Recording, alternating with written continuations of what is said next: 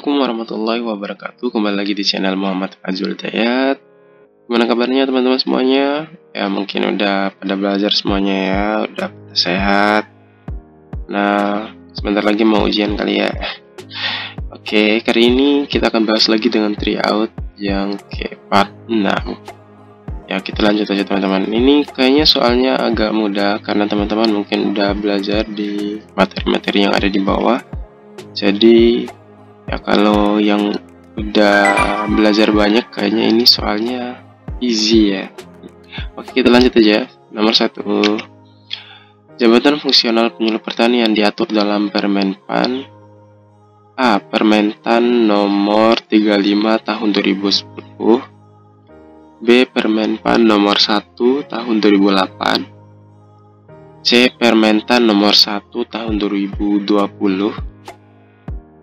D. Permenpan nomor 35 tahun 2020. Jawabannya adalah Permenpan RB nomor 35 tahun 2020 yang terbaru ya teman-temannya, yang berkaitan dengan jabatan fungsional penyuluh pertanian.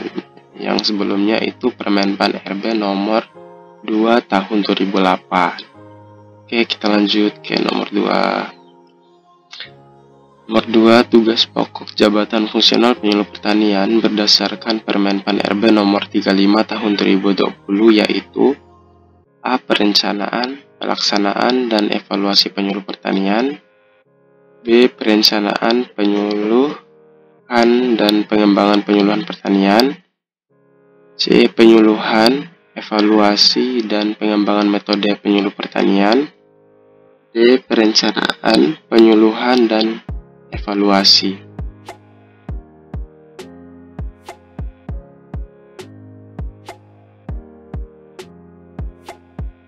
Jawabannya adalah C. Kegiatan penyuluhan, kegiatan evaluasi, dan pengembangan metode penyuluh pertanian. Nah, kalau teman-teman buka di Permenpan RB nomor 35 tahun 2020 itu tugas pokoknya adalah kegiatan penyuluhan, kegiatan evaluasi, dan kegiatan pengembangan metode penyuluh pertanian. Sedangkan kalau di Permenpan RB nomor 2 tahun 2008 itu ada persiapan, pelaksanaan, pengembangan, evaluasi, dan pelaporan. Pengembangan metode penyuluh pertanian. Itu tugas pokok yang ada di Permenpan RB nomor 2 tahun 2008. Agak beda ya kalau di 35 tahun 2020 ini agak disingkat gitu ya. Pelaksanaan penyuluhan, pelaksanaan evaluasi, dan kegiatan pengembangan metode penyuluh pertanian. Ya, teman-teman bisa buka lagi di Permenpan RB nomor 35 tahun 2020. Nomor 3. Kumpulan petani atau peternak atau pekebun yang dibentuk atas dasar kesamaan kepentingan, kesamaan kondisi lingkungan, sosial, ekonomi, dan sumber daya, dan keakraban untuk meningkatkan dan mengembangkan usaha anggota adalah pengertian dari A. Kelompok persatuan tani, B. Gabungan petani, C. Kelompok tani, D. Kelompok petani.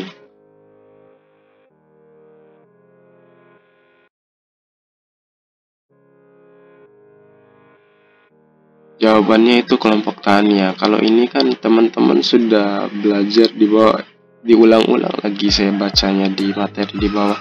Kalau benar-benar nggak tahu ini parah sih ya teman-temannya. Jadi kalau bagi yang belum tahu atau baru belajar wajar lah ya, teman-teman buka aja materi-materi yang ada di bawah. Saya sering baca kok di setiap permentan yang saya bahas itu pasti ada kelompok taninya, dan saya baca ulang-ulang untuk teman-teman ingat apa itu kelompok tani. Oke, kita lanjut. Nomor 4. Kegiatan yang dilakukan untuk mengetahui dan menilai proses, efektivitas, dan efisiensi kinerja serta dampak penyelenggaraan penyuluhan pertanian merupakan kegiatan A. Pelaporan penyelenggaraan penyuluhan pertanian, B. Pengawasan penyelenggaraan penyuluh pertanian, C. Pemantauan penyelenggaraan penyuluhan pertanian, D. Evaluasi penyelenggaraan penyuluhan pertanian.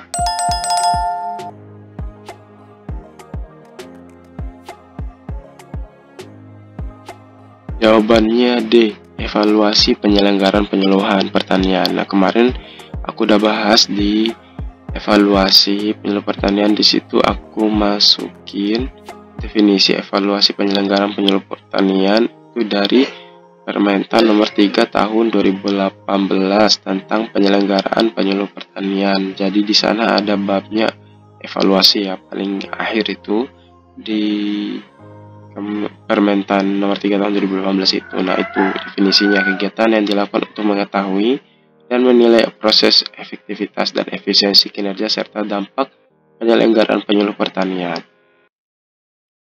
Nomor 5, luasan demonstrasi area untuk percontohan yang dilakukan oleh gabungan kelompok tani adalah A 25-75 hektar, B 20 sampai dengan 100 hektar, C 25 sampai dengan 100 hektar, D 25 sampai dengan 80 hektar.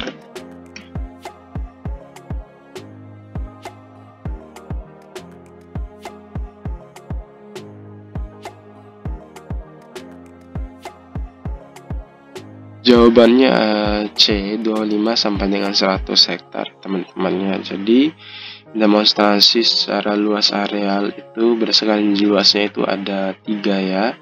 Demonstrasi apa aja mungkin teman-teman udah hafal karena di Permentan nomor 52 tahun 2019 metode penyuluh pertanian, apalagi yang 35 tahun 2009 di situ ada demonstrasi itu ya.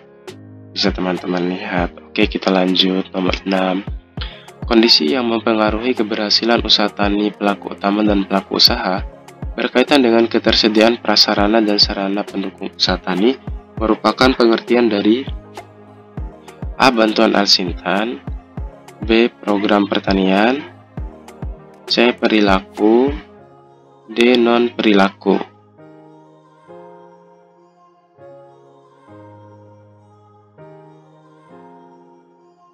Jawabannya adalah non-perilaku. Nah, ini juga sering aku bahas yang perilaku dan non-perilaku. Perilaku itu berkaitan dengan apa? Non-perilaku itu yang berkaitan apa? Kalau perilaku kan berkaitan dengan SKP ya, sikap, keterampilan, dan pengetahuan. Sedangkan non-perilaku yang tidak berkaitan dengan perubahan SKP atau di luar dari perubahan SKP, yaitu yang berkaitan dengan sarana dan prasarana yang berkaitan dengan pendukung usaha tani. Oke, kita lanjut. Nomor 7.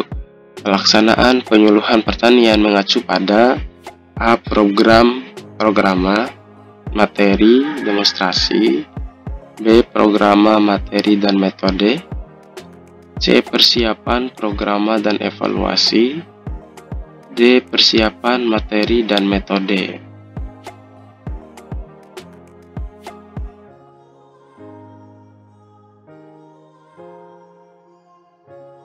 Jawabannya itu B. Programa, materi, dan metode. Nah, untuk yang ini teman-teman bisa lihat juga di Permentan nomor 3 tahun 2018 penyelenggaraan penyuluh pertanian di paling akhir bahwasanya dalam pelaksanaan penyuluhan pertanian, penyuluh itu mengacu pada programa, materi, dan metode. Ini textbook banget gitu ya soalnya teman-teman. Oke, kita lanjut. Nomor 8. Indikator penilaian kinerja pada persiapan penyuluhan pertanian di bawah ini kecuali A. Melaksanakan diseminasi atau penyebaran materi penyuluhan sesuai kebutuhan petani, B. Membuat data potensi wilayah dan agrosistem, C. Memandu penyusunan RDKK, D. Penyusunan program penyuluhan pertanian desa dan kecamatan.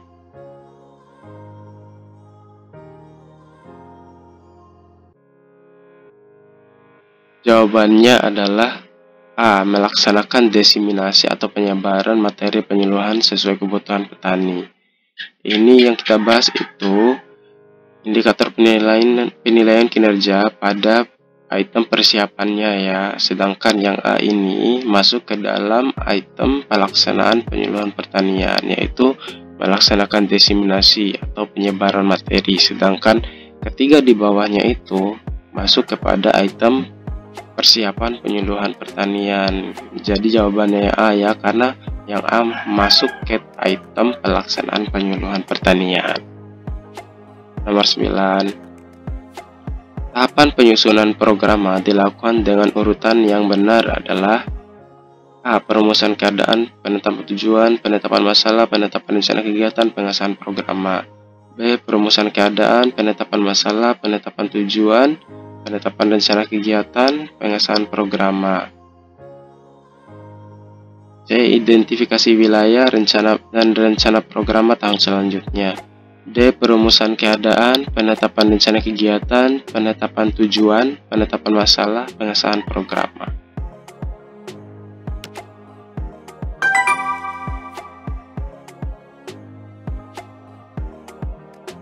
Jawabannya yang A ya, sesuai dengan Permentan nomor 47 tahun 2016, bahwasanya urutan penyusunan programa yang benar adalah yang pertama perumusan keadaan, penetapan tujuan, penetapan masalah, penetapan rencana kegiatan, dan yang paling akhir ada pengesahan programa. Ini sering kita bahas ya di soal-soal tryout kemarin ya. Jadi kalau salah parah ya bagi teman-teman yang udah lama di channel ini.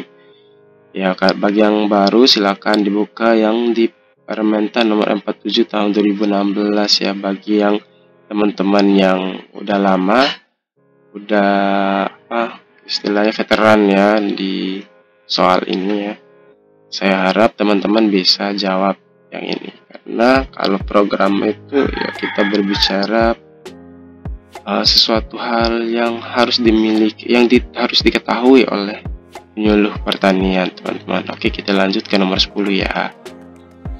Nomor 10, kelompok tani merupakan tempat untuk memperkuat kerjasama, baik antar sesama petani dalam poktan dan antar poktan, maupun dengan pihak lain, sehingga usaha tani diharapkan lebih efisien. Merupakan fungsi poktan: A. Wahana kerjasama, B. Kelas belajar, C. Wahana belajar, D. Kelas kerjasama.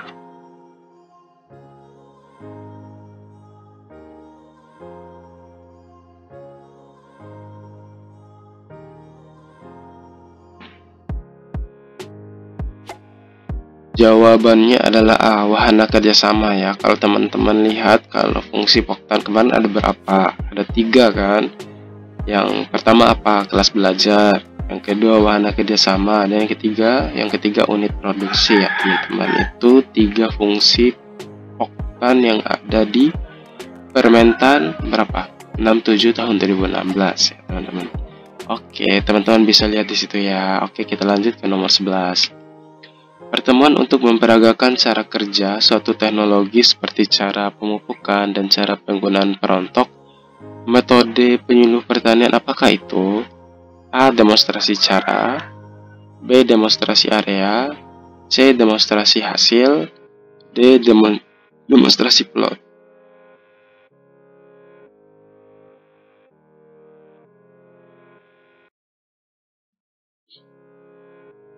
Jawabannya adalah A. Demonstrasi cara ya.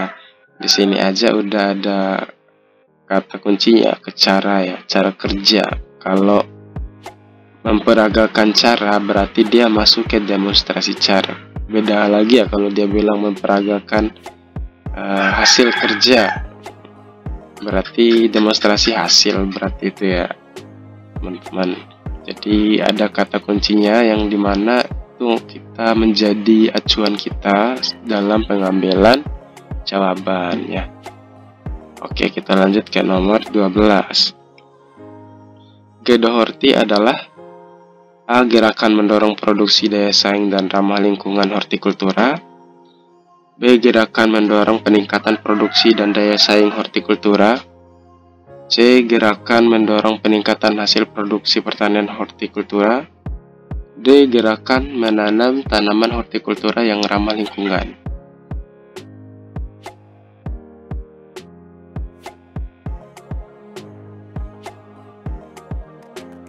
Jawabannya adalah A. Gerakan mendorong produksi, daya saing, dan ramah lingkungan hortikultura. Jadi, Kepanjangan Gedohorti itu yang A ya teman-teman. Nah, kalau teman-teman mau lihat lagi singkatan-singkatan lainnya yang berkaitan dengan penyuluh pertanian, saya punya video di bawah ya teman-teman, bisa teman lihat.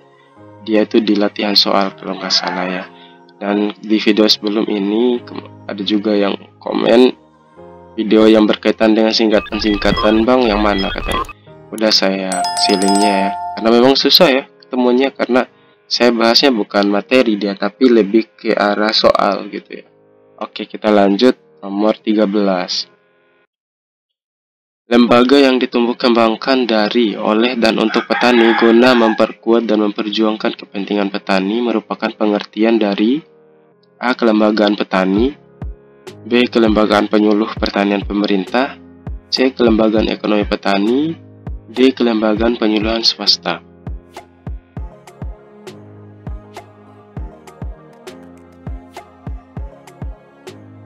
Jawabannya adalah A. Kelembagaan petani. Jadi definisi dari kelembagaan petani itu lembaga yang ditumbuh kembangkan dari, oleh, dan untuk petani guna memperkuat dan memperjuangkan kepentingan petani ya teman-teman. Oke, kita lanjut.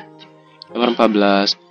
Penyuluh pertanian termasuk ke dalam rumpun jabatan ilmu A. Budidaya, B. Hayat, C. Biologi, D. Pertanian.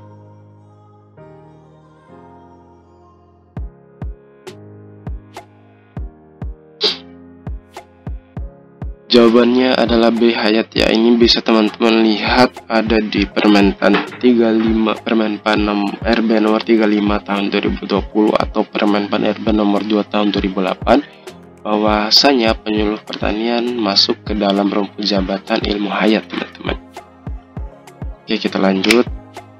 Nomor 15. Lakususi merupakan singkatan dari A. Latihan koordinasi supervisi, B. Latihan kunjungan dan supervisi, C. Langsung keakraban dan supervisi, D. Kunjungan dan supervisi.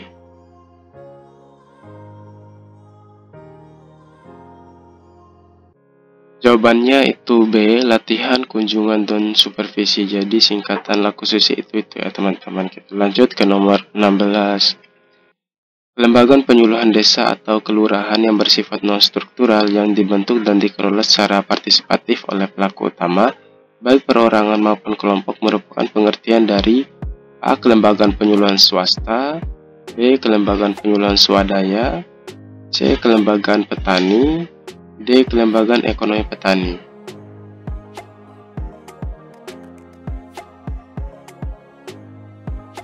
Jawabannya itu B. Kelembagaan penyuluhan swadaya. Jadi swadaya itu sifatnya non-struktural.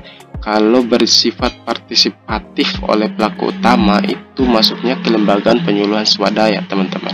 Itu kata kuncinya. Dibentuk dan dikelola secara partisipatif oleh pelaku utama baik per orang maupun kelompok. Kata kuncinya ada di partisipatif ya, dan pelaku utama. Itu dia kelembagaan penyuluhan swadaya. Oke, kita lanjut. Nomor 17. Kerjasama penyuluhan pertanian dapat dilakukan antar kelembagaan penyuluhan baik secara A. Horizontal dan lintas sektoral, B. Vertikal, horizontal dan lintas sektoral, C. Vertikal dan horizontal, D. Lintas sektoral saja.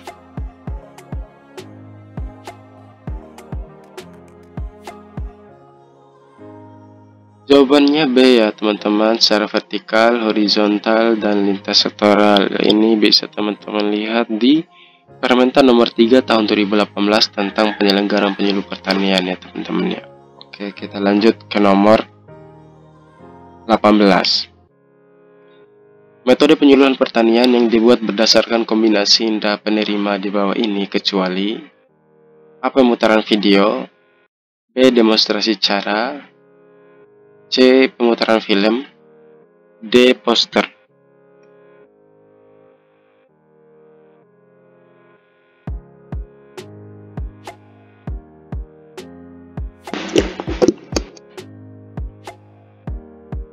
Jawabannya D ya teman-teman, poster. Kombinasi indera itu maksudnya kombinasi antar pendengaran dan penglihatan. Pemutaran video kan teman-teman bisa lihat dan bisa dengar.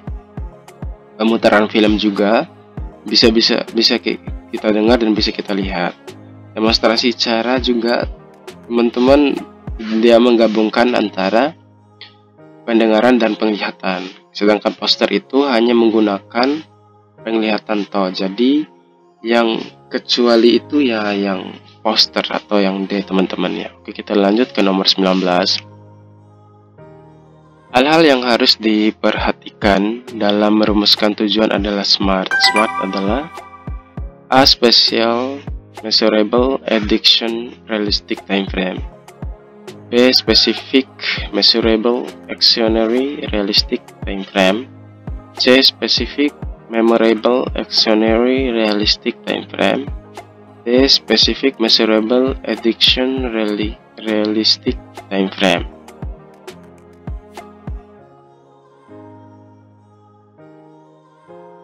Jawabannya yang B teman-teman, Specific, Measurable, Actionary, Realistic, dan Time Frame ada di Permentan nomor 47 tahun 2016 tentang SMART itu ya. Kita lanjut nomor 20. Programa penyuluhan pertanian merupakan acuan serta pedoman penyuluhan dalam melaksanakan proses penyuluhan. Output dari penyusunan program penyuluhan pertanian yaitu A. Rencana kerja tahunan penyuluh pertanian, B. Peta transek, C. Data primer IPW, D. Laporan IPW desa.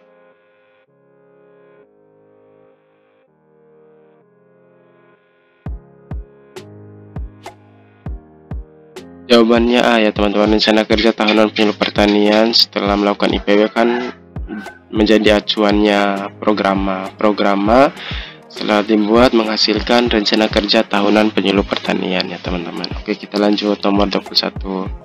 Cara atau teknik penyampaian materi penyuluhan oleh penyuluhan pertanian kepada pelaku utama dan pelaku usaha agar mereka tahu, mau, dan mampu menolong dan mengorganisasikan dirinya dalam mengakses informasi pasar, teknologi, dan sumber daya lainnya merupakan pengertian dari A. Strategi penyuluhan pertanian, B. Metode penyuluhan pertanian, C. Sistem penyuluhan pertanian, D. Penyuluhan pertanian.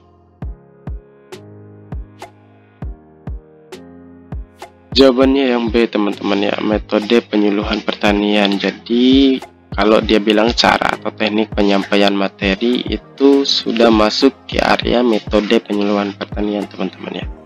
Oke, kita lanjut ke nomor 22. Luasan demonstrasi plot yang dilakukan oleh individu pelaku utama pada lahan yaitu A. 0,1 sampai dengan 2 hektar, B. 0,1 sampai dengan 1 hektar, C. 1 sampai 2 hektar, D. 0,5 sampai dengan 2 hektar.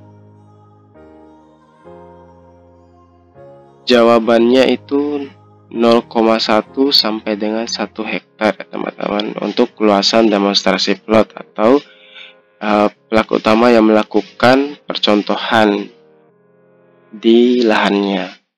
Oke, kita lanjut teman-teman.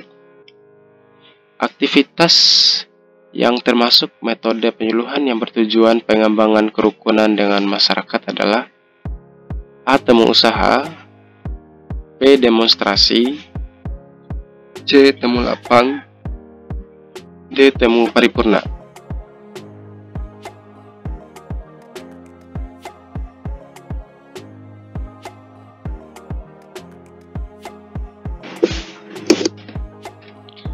Jawabannya itu yang B teman-teman, demonstrasi ya. Kalau nggak salah itu ceramah termasuk dalam pengembangan kerukunan dengan masyarakat. Terus ada 3 tuh kalau nggak salah, dan salah satunya ada demonstrasi juga teman-teman ya.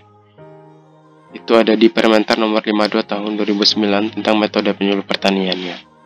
Nomor 24. Lembaga penyuluhan yang berfungsi sebagai tempat pertemuan para penyuluh, pelaku utama dan pelaku usaha adalah A. Badan Koordinasi Penyuluhan, B. Badan Penyuluhan Pusat, C. Balai Penyuluhan, D. Badan Pelaksanaan Penyuluhan.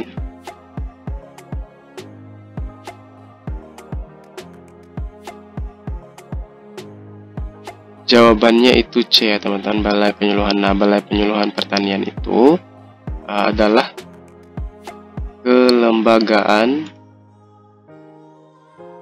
kelembagaan penyuluhan yang berfungsi sebagai tempat bertemunya pelaku utama dan pelaku usaha serta dengan para penyuluh ya.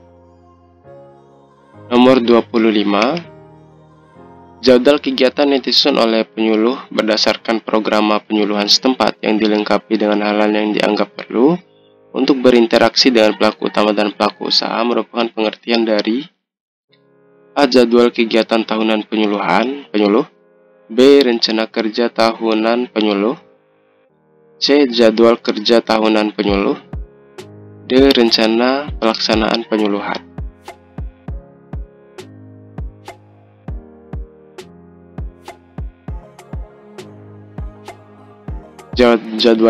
Jawabannya itu yang B teman-teman ya, rencana kerja tahunan penyuluhan. Jadi rencana kerja tahunan penyuluh itu jadwal kegiatan yang disusun oleh penyuluh berdasarkan program setempat yang dilengkapi dengan hal yang dianggap perlu untuk berinteraksi dengan pelaku utama dan pelaku usaha. Jadi ini definisi yang lainnya lagi ya teman-teman. Oke, kita lanjut. Nomor 26, Pak Dani merupakan seorang petani yang mengelola suatu kelembagaan penyuluhan di desanya. Kelembagaan yang dimaksud yaitu A. Kantor penyuluhan desa, B. Badan penyuluhan desa, C. Pos penyuluhan desa, D. Balai penyuluhan desa.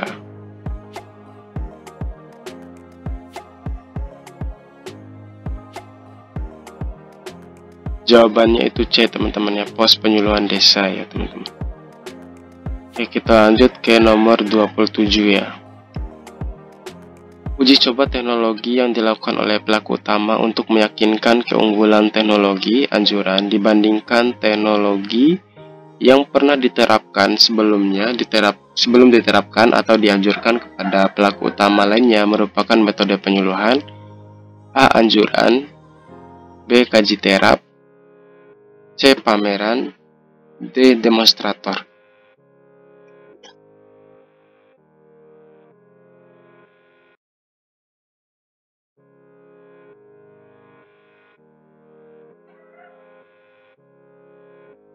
Jawabannya itu B. Kaji terap ya teman-teman. Kaji terap itu yaitu uji teknologi yang dilakukan oleh pelaku utama untuk meyakinkan keunggulan teknologi anjuran dibandingkan dengan teknologi yang pernah diterapkan. Jadi sebelum diterapkan itu atau dianjurkan kepada pelaku utama lainnya.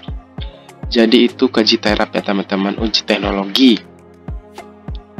Nomor 28, jabatan fungsional penyuluh pertanian berdasarkan Permenpan RB nomor 35 tahun 2020 terbagi menjadi dua kategori, yaitu A. Kategori keterampilan dan utama, B. Keterampilan dan ahli, C. Mahir dan mudah, D. Kemahiran dan keahlian.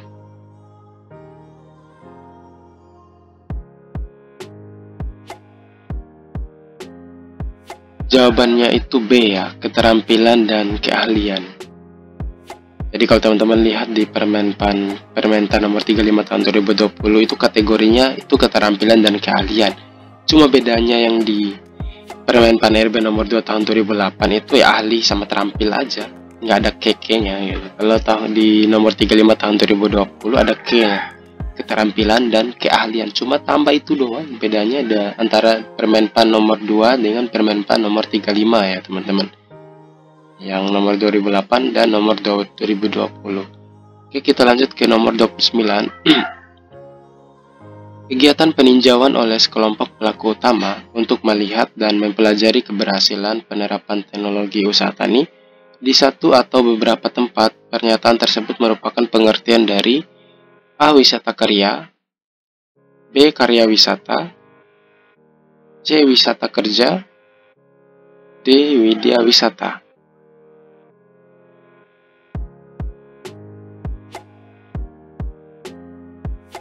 Jawabannya itu B teman-temannya, karya wisata.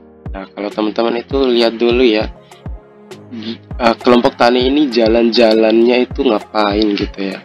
Penerapan keberhasilan teknologi usaha tani di saat melihat dan mempelajari ya. Berarti mereka itu perginya untuk melihat dan mempelajari keberhasilan penerapan teknologi di usaha tani di suatu tempat. Pergi jalan-jalannya tujuannya itu ya. Jadi jawabannya itu karya wisata ya teman. Nomor 30. Pelaku utama kegiatan pertanian, perikanan, dan kehutanan adalah A. Petani, nelayan, dan pekebun, B. Petani, peternak, dan pembudidaya ikan, C. Semua jawaban benar, D. Petani, nelayan, dan keluarga intinya.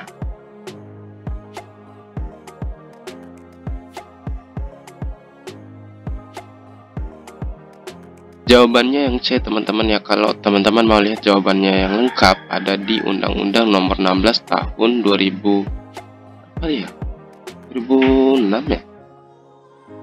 Yang itu yang tentang jadi pelaku utama di sana itu paling lengkap teman-teman kalau teman-teman melihat, dan aku udah bahas di bawah Undang-Undang Nomor 16, teman-teman bisa lihat di bawah ya.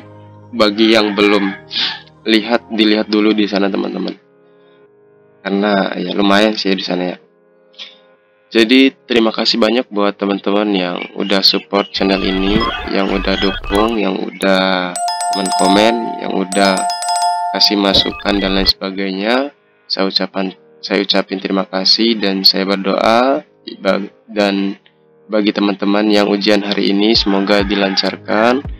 Semoga teman-teman bisa mendapatkan hasil yang terbaik dari usaha-usaha dan doa-doa teman-teman.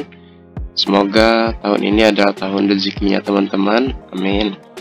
Bagi yang baru belajar silakan berjuang lebih keras lagi ya teman-teman. Karena peluang itu mungkin ini salah satu peluang teman-teman yang harus dimanfaatkan dengan baik. Siapa tahu kan tahun depan nggak buka lagi ya, nggak berdoa sih. Semoga tahun depan buka lagi. Bagi teman-teman yang belum beruntung, saya berdoa semoga cepat dibukakan rezekinya sehingga lulus sebagai seorang penyuluh pertanian ya teman-teman. Oke, thank you banget yang support, yang subscribe, yang like, yang share ke teman-teman yang lain. Semoga bermanfaat video ini supaya teman-teman yang lain bisa merasakan ya pembelajaran yang simple, yang mudah, yang bisa teman-teman hafal dengan cepat ya. Mungkin itu saja teman-teman. Wassalamualaikum warahmatullahi wabarakatuh.